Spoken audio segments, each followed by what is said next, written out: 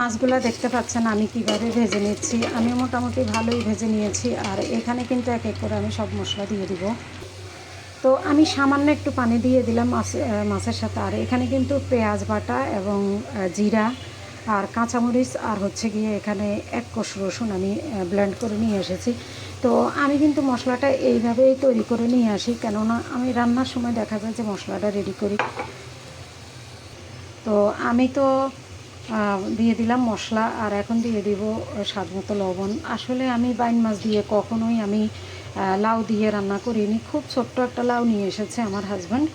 আর লাউটা হচ্ছে গিয়ে রমজান মাস এমনিতেই অল্প একটুখানি তরকারি রান্না করলেও দেখা যায় যে তরকারি থেকে যায়। তো সেই ক্ষেত্রে কিন্তু পরিমাণটা মানে লাউ মানে একটু আমার মনে হলো একটু বড় হয়ে গেছে। তারপরেও রান্নাটা কমপ্লিট করব, কেননা আমি যখন ছোট ছিলাম তখন আমার আম্মা কিন্তু এইভাবে বাইন মাছ দিয়ে লাউ রান্না করতো। আর এত মজা, আম্মার হাতের রান্না কোনটা ভালো ছিল না আমি নিজেও জানি না, আমি বলতেও পারবো না, জানি না কেউ বলতে পারবে কি না কতটা মজা ছিল। যাই হোক, আলহামদুলিল্লাহ আম্মার মতোই রান্না করার চেষ্টা করতেছি। তো এই ঝোলটা শুকাই গেলে আমি তারপরে একটু পানি আবার মশলার যায় যে মশলাটা সহ একটুখানি পানি দিয়ে দিব, তবে এই পানিটা শুকানোর পরে।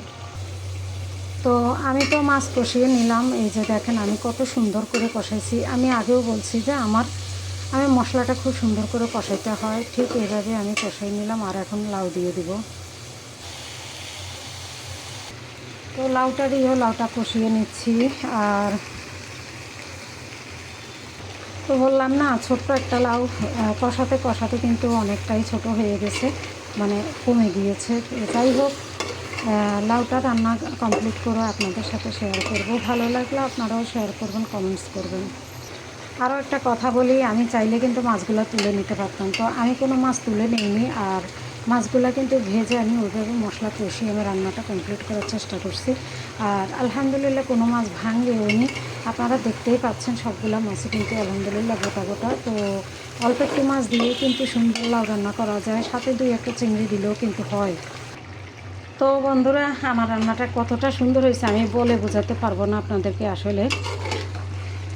আসলেই খুব সুন্দর হয়েছে। তো শেষে আমি যে কাজটা করব সেটা হচ্ছে এই যে ধনিয়া পাতা দিয়ে দিব আর একটু মিশিয়ে নিব। তো ঠিক আছে, সবাই ভালো থাকবেন, আল্লাহ হাফেজ।